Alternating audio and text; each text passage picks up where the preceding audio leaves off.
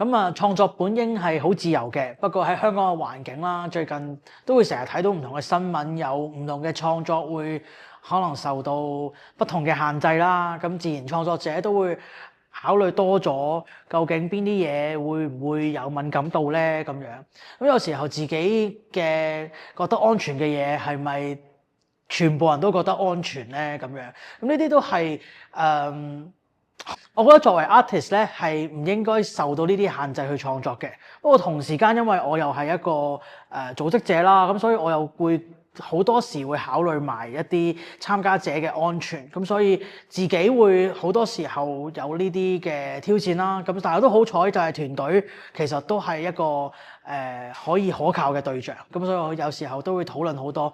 哇！我哋咁樣一班人拎住啲彩虹旗咁樣行，或者去個公園嗰度咁樣一大班人，會唔會有啲保安會埋嚟㗎咁樣？